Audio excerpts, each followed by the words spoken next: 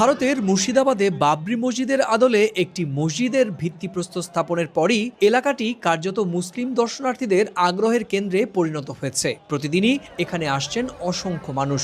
এমনকি পরিস্থিতি নিয়ন্ত্রণে রাখতে জেলা পুলিশকে বাড়তি ফোর্সও মোতায়েন করতে হয়েছে। 12 নম্বর জাতীয় সড়ক ঘেঁষে এই মসজিদ নির্মাণ করা হবে, ফলে খুব সহজেই বাস যাত্রীরাও এসে নামাজ আদায় করতে পারবেন।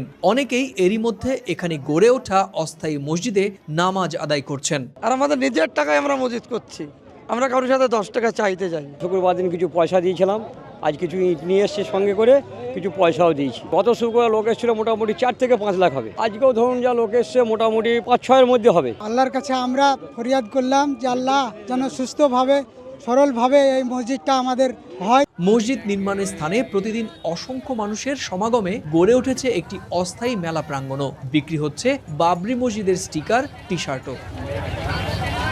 ভিত্তিপ্রস্তর স্থাপনের দিন থেকেই বিভিন্ন প্রান্ত থেকে আসা হাজারো মানুষ মসজিদ নির্মাণের জন্য অর্থ দান করছেন। এমনকি হাজার হাজার কিলোমিটার দূর থেকেও মানুষ এক একটি করে ইট নিয়ে আসছেন। মসজিদ নির্মাণের জন্য সরকারি কোনো অনুদান নেওয়া হবে না বলে জানিয়েছেন সংশ্লিষ্টরা। 1992 সালের 6 ডিসেম্বর ভারতের উত্তরপ্রদেশের অযোধ্যায় ঐতিহাসিক বাবরি মসজিদ ভেঙে ফেলা হয়। ওই ঘটনার 33 বছর পর চলতি মাসের 6 তারিখ বেলডাঙ্গার এই মাটিতেই বাবরি মসজিদের আদলে একটি মসজিদের ভিত্তিপ্রস্তর স্থাপন করা হয়। তবে কবে নাগাদ মসজিদের নির্মাণ কাজ শুরু হবে সে বিষয়ে এখনো স্পষ্ট করে কিছু জানানো হয়নি।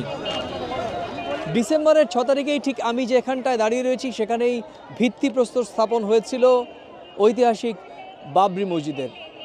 সেই বাবরি মসজিদের নির্মাণ কাজ এখনও শুরু না হলেও হাজার হাজার ধর্মপ্রাণ মুসল্লিরা এখানে সমবেত হচ্ছেন প্রতিদিন, যা প্রত্যেক দিনের রেকর্ড ভাঙছে। মুর্শিদাবাদের বেলডাঙ্গার এই প্রস্তাবিত বাবরি মসজিদ প্রাঙ্গণ থেকে সুব্রত আচার্য, সময় সংবাদ।